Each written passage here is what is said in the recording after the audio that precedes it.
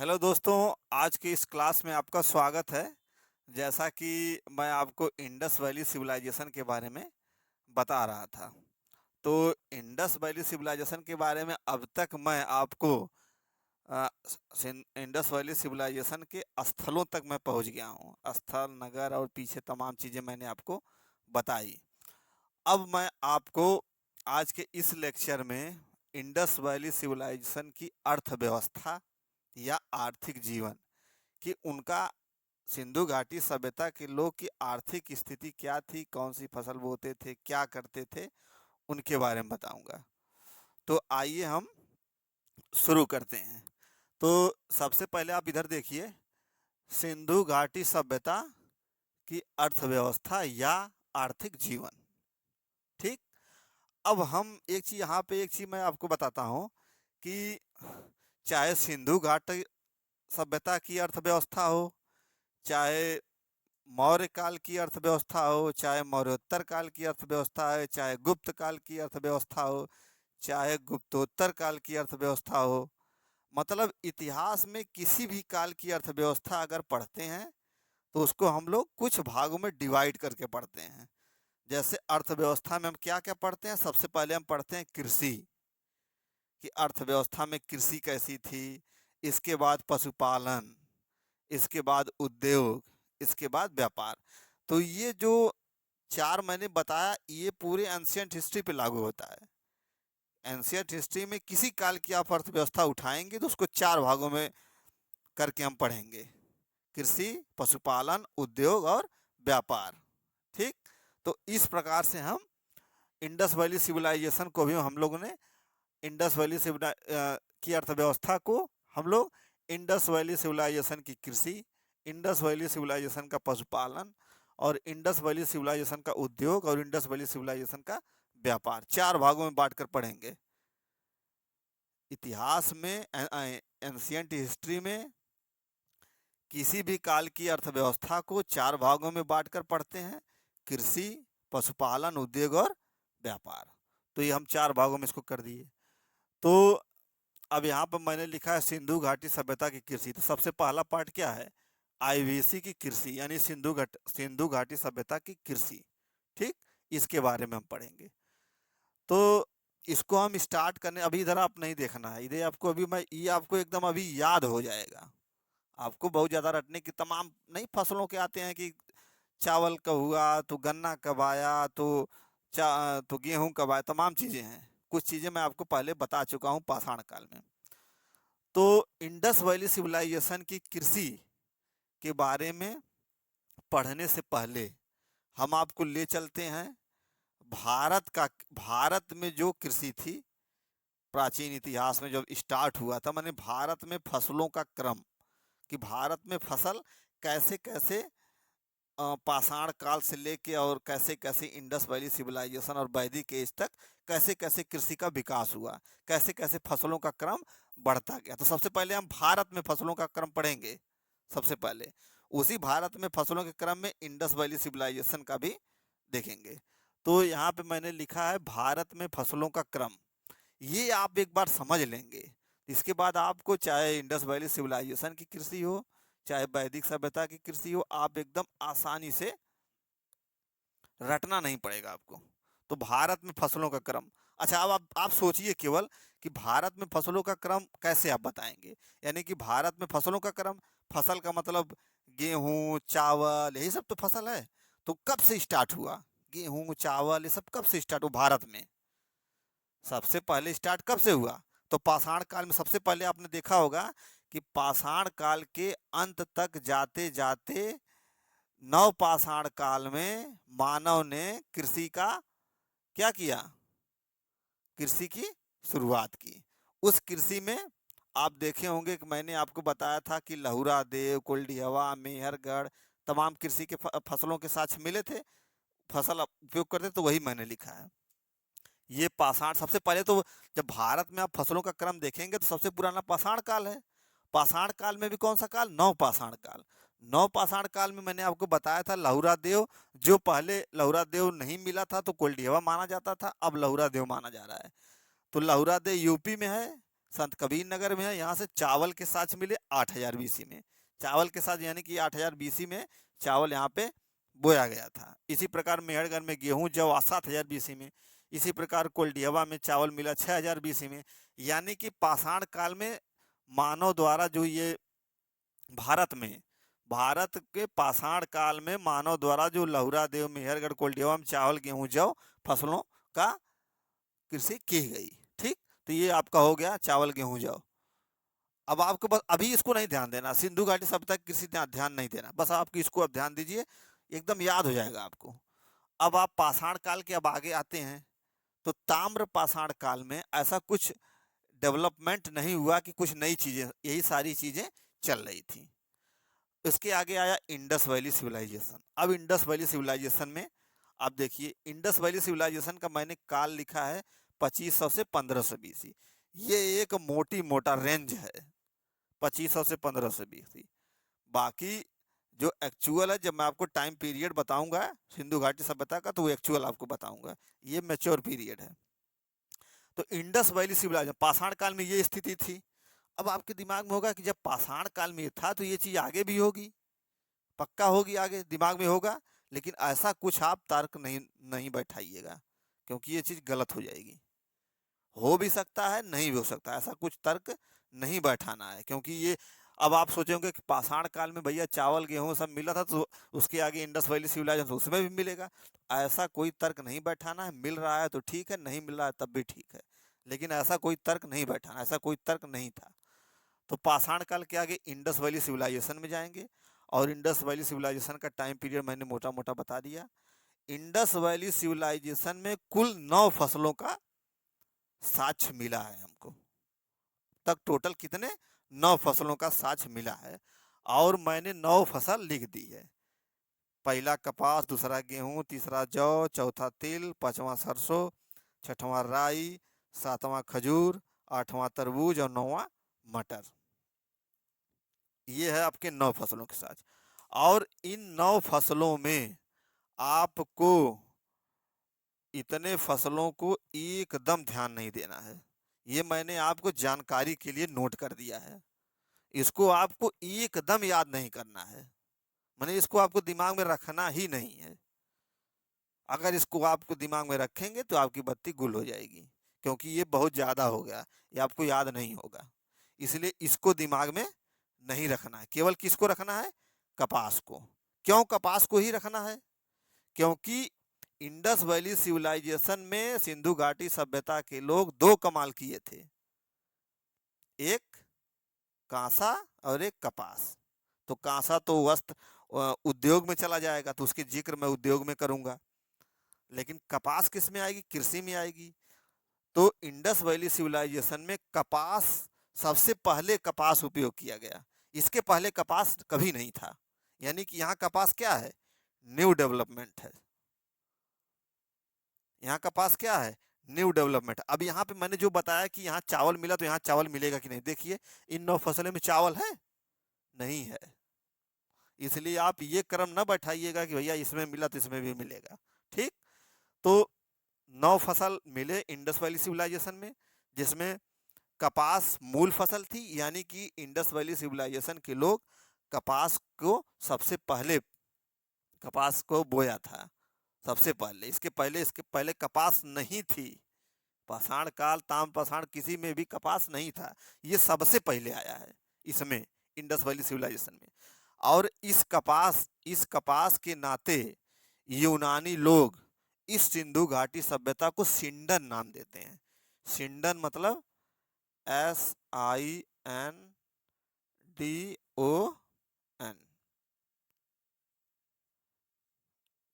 इस कपास के कारण यूनानी लोग इंडस वैली सिविलाइजेशन को क्या नाम देते हैं, सिंडन, SINDON। ये भी आप दिमाग में नोट कर लीजिएगा। बाकी ये कपास के अलावा जितनी फसल आपको एकदम नहीं याद करना, बस मैं ये जानकारी के लिए लिख दिया हूं कि आपको ये पता रहे कि हाँ इंडस वैली सिविलाइजेशन में कुल 9 फसलों के साथ मिले हैं। अब आगे चलिए, क्या अब आगे देखिए, इसमें इंडस वैली आगे आगे है, इसके आगे वैदिक काल, मतलब इंडस वैली सिविलाइजेशन के आगे क्या आएगा, वैदिक काल आएगा। वैदिक काल का टाइम पीरियड है 1500 से 600 बीसी। और वैदिक काल में ये क्या कौन सा फसल वैदिक काल के लोग बोएंगे? गन्ना। तो यहाँ गन्ना सबसे पहले गन्ना यहाँ आएगा वैदिक काल में। तो जब गन्ना वैदिक काल में आया तो क्या गन्ना इंडस वैली सिविलाइजेशन में रहा होगा? क्या गन्ना इंडस वैली सिविलाइजेशन में रहा होगा? बिल्कुल नहीं रहा है, बिल्कुल नहीं रहा होगा। इसलिए जैसे मैंने इसका इसमें बताया ना कि इसका इसमें हो भी सकता नहीं, ऐसा कोई क्रम नहीं आप बैठा सकते। इसीलिए मैं पूछ रहा हूं कि क्या ये गन्ना इंडस वैली सिविलाइजेशन में रहा है? तो नहीं रहा है। गन्ना इंडस वैली सिविलाइजेशन में नहीं था।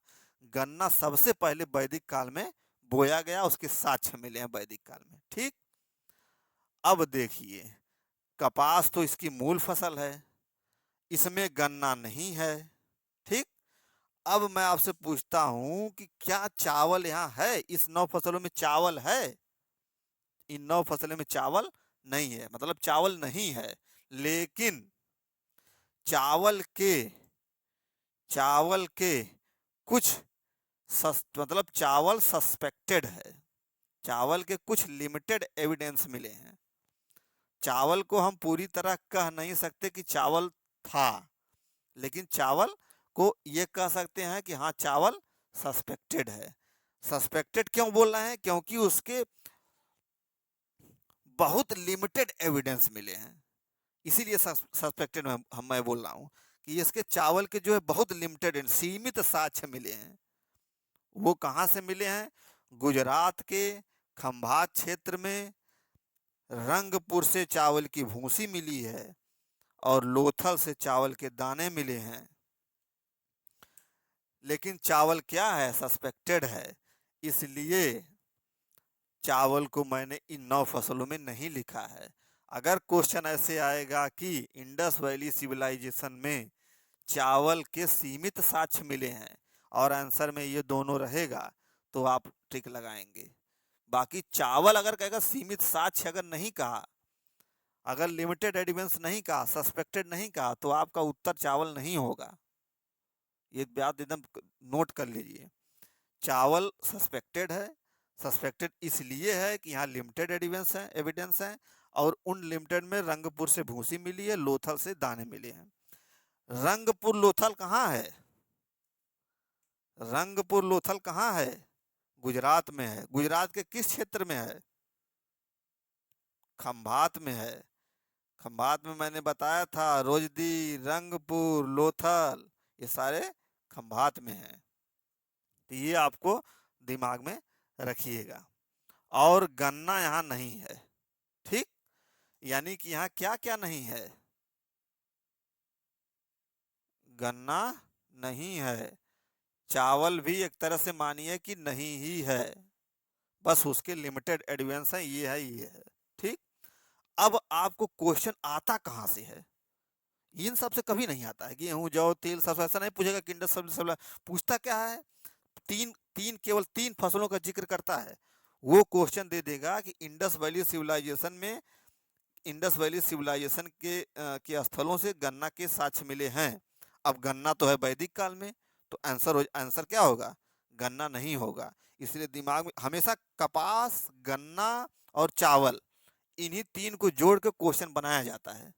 क्यों? क्योंकि गन्ना यहाँ भी नया डेवलपमेंट है, कपास भी नया डेवलपमेंट है और चावल सस्पेक्टेड है। इसीलिए क्वेश्चन किससे बनता है? कपास से, चावल से, गन्ना से। बार बार क्वेश्चन इन्हीं तीनों से पूछा जाता है और आप बिना मतलब के इतना लेके रटते रहते हैं कि खजूर मिला तो ये मिला, तमाम चीजें रटते रहते हैं। क्वेश्चन आता है कपास, चावल और गन्ना से, फंस जाते हैं। तो ये तीन चीज नोट किया रहेगा कि गन्ना इंडस वैली सिविलाइजेशन में नहीं था। गन्ना सबसे पहली बार आएगा वैदिक काल में। चावल नहीं है मान के चलिए, लेकिन सस्पेक्टेड है। सस्पेक्टेड इसलिए है उसके लिमिटेड एविडेंस मिले हैं, बहुत ही लिमिटेड एविडेंस। रंगपुर से भूसी, लोथल से दाने। ये हो गया भारत में फसलों का क्रम। पाषाण काल में ये स्थिति थी, इंडस वैली सिविलाइजेशन में ये स्थिति थी। अब आपको क्या करना है? आपको ज्यादा इसमें नहीं ध्यान देना है। आपको ये सब मैं मिटा दे रहा हूं। अब यहाँ पे मैं बना दे रहा हूँ गन्ना, यहाँ पे गन्ना लिख दे रहा हूँ और गन्ना लिख दे रहा हूँ ऐसे कि गन्ना नहीं था, ठीक। ये मूल फसल थी, गन्ना नहीं था। गन्ना कहाँ मिलेगा? वैदिक काल में मिलेगा। चावल सस्पेक्टेड है, चावल को मैंने यहाँ पे लिख दिया है, ठीक। अब वो फसल आपको नहीं याद करनी, वो मैंने इसलिए बताया कि कुल 9 फसलों के साथ मिले हैं, ये स्थिति है, ठीक। ये हो गया भारत में फसलों का क्रम। माने भारत में ये स्थिति थी, कब तक थी? वैदिक काल तक, ठीक। अब आपको मैं एक चीज वो बताऊंगा मॉडर्न हिस्ट्री में, लेकिन आज मैं उसको इसलिए बता दे रहा हूँ कि वो चीज अगर आप जान जाएंगे तो फसलों से संबंधित कोई भी क्वेश्चन होगा एक भी आपको नहीं छूटेगा। अब यहाँ पे नोट कर लीजिए। अब जैसे मैं इसको ये, हाँ ये मैं बना दिया, ठीक। 1498 में कौन आया था? पुर्तगाली आए थे, ठीक। ये ईसवी है, एडी है, ये नहीं कि इसको बीसी मत करिएगा, ये एडी है। 1498 में कौन आया था? पुर्तगाली आए थे। इसके पहले आपको 1500 से 600 बीसी, 600 बीसी, ठीक। और इसके पहले 2500 बीसी, ठीक। 1500 से 600 बीसी में क्या मिला? गन्ना मिला, ठीक। 2500 से 1500 में क्या डेवलपमेंट हुआ? कपास, ठीक। यानी कि 1498 के पहले बस इतना ही फसल थी, 1498 के पहले। तो भैया पुर्तगालियों ने क्या लाया? क्वेश्चन वहीं से बनता है। इन इन कपास, गन्ना, चावल, इन में से उठा के एक ऑप्शन डाल देगा, बाकी पुर्तगालियों का दे देगा कि पुर्तगाली क्या लेकर आए थे। तो मैं आपको एक ऐसा ट्रिक बताने जा रहा हूं कि पुर्तगाली 6 फसल लेकर आए थे, और वो 6 फसल, पुर्तगाली कितने फसल लाए थे? 6 फसल लाए थे भारत में। और वो 6 फसल जो है इस 1498 के पहले भारत में कहीं दूर दूर तक नहीं थी, मतलब नहीं थी। 1498 के पहले जो पुर्तगाली 6 फसल लाए थे वो नहीं थी, ये पहली बार लेकर आए। उसके बाद उसका डेवलपमेंट शुरू हुआ। तो 1498 में पुर्तगाली क्या लाए थे? 6 फसल लाए थे। उसके पहले जितना भी ये है भारत में फसलों का क्रम, वो 6 फसल पूरे वैदिक काल, इंडस वैली सब कहीं नहीं दिखेगी। यानी कि इनका जो 6 फसल है वो एकदम अलग है। क्या लाए थे? एक मैं आपको ऐसा ट्रिक बताऊं कभी जिंदगी में नहीं भूलेंगे, तो वो मैं आपको अभी बता देता हूँ कि 1498 में पुर्तगाली क्या लाए थे। तो आपको कुछ नहीं, एक मलाईदार कोफ्ता है, उसी से आपको एकदम याद हो जाएगा। अब मलाईदार कोफ्ता मैंने बताया तो सच में मलाईदार कोफ्ता है। देखिए, यम के ओ पी टी ए, ये हो गया मलाईदार कोफ्ता। यम से मलाई मैंने जो बना दिया कोफ्ता। यम कोफ्ता आप दिमाग में रखिए, बस यही यम कोफ्ता पुर्तगाली लेकर आए थे। और इन यम कोफ्ता में से कोई भी अगर आ जाए फसल तो आप तुरंत डाल देंगे कि हाँ पुर्तगाली जो है ये लाए थे। इस यम कोफ्ता इसके पहले कभी नहीं था। यम कोफ्ता ये पहले कभी नहीं था। तो यम कोफ्ता का मतलब समझ लीजिए अब क्या है। यम से क्या है? मक्का, ठीक। के से क्या है? काजू। ओ से क्या है? ऑरेंज माने संतरा। पी से क्या है? पपाया माने पपीता। टी से क्या है? तंबाकू। और ए से आलू। यानी कि आलू भी जो है पुर्तगाली ही लेकर आए थे। इसके पहले आलू की खेती भारत में नहीं होती। 1498 के पहले भारत में आलू ओलू नहीं था। तंबाकू भी नहीं था, पपीता भी नहीं था, संतरा भी नहीं था, काजू नहीं था, मक्का नहीं था, कुछ नहीं था। 1498 के पहले इन 6 फसलों में से कोई फसल नहीं थी। तो अगर ऑप्शन में ये सब आएगा तो आप पुर्तगाली ले, ऐसे पूछता है क्वेश्चन में, पुर्तगाली फला फला फसल लेकर आए, उसमें से एक इसको तो डाल देगा, काजू डाल दिया, इसके बाद 4-5 फसल इसका डाल देगा। अब लेके आप ढोइए, कभी नहीं हल होगा। तो आप याद करिए, पुर्तगाली क्या लेकर आए थे? यम कोफ्ता लेकर आए थे। यम कोफ्ता का मतलब क्या? मतलब मलाईदार कोफ्ता। उसका मतलब है यम से मक्का, के से काजू, ओ से संतरा, पी से पपाया, टी से तंबाकू, ए से आलू। अब एकदम आपको रटने की जरूरत ही नहीं है, एकदम आसानी से आपको याद हो गया। तो ये हो गया भारत में फसलों का क्रम। अब फसल से संबंधित कोई भी क्वेश्चन आएगा, बस आप इसको दिमाग में रखिए, एकदम नहीं भूलेंगे। लगभग 99% क्वेश्चन आप एकदम जवानी से तुरंत हल कर देंगे, 99% क्वेश्चन। तो ये चीज आपका ये हो गया आपका सिंधु घाटी सभ्यता की कृषि। अच्छा, मैंने इसी में ये भी बता दिया कि 1498, जो कि ये मॉडर्न हिस्ट्री का है, ये आधुनिक इतिहास का है कि 1498 में पुर्तगाली इतना सामान लेकर आए थे। मैं इसलिए बता दिया कि यहाँ पे लॉजिक है उसका, कि फला फसल अब तक थी, अब इसके बाद ये फसल आई। अब आपको पूरा एकदम कंसंट्रेट रहेगा कि हाँ ये टोटल जो है इतनी फसल आई है। अब इन जितना मैं बताया हूँ, ये लगभग 99% क्वेश्चन आपका हल करा देगा फसलों से संबंधित।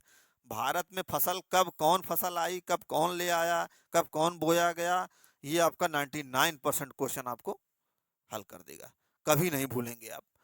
तो ये सिंधु घाटी सभ्यता की कृषि आपका ये हो गया। और अब हम आपसे मिलेंगे अगले लेक्चर में। अगले लेक्चर में क्या बताएंगे आपको? कृषि मैंने आज बता दिया आपको, और कृषि मैंने ऐसा बताया आपको कि कभी नहीं भूलना चाहिए आपको। एक बार इसको आप कंसेप्चुलाइज करिएगा, चिंतन मनन करेंगे तो एकदम याद हो जाएगी चीजें।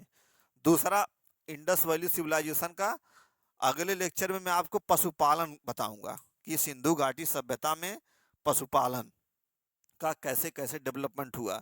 वो जो आपको गांव में कुबड़ा वाला बैल मिलता है, उसका बड़ा महत्व है। तो मैं ये आपको अगले लेक्चर में लेकिन बताऊंगा। Thank you.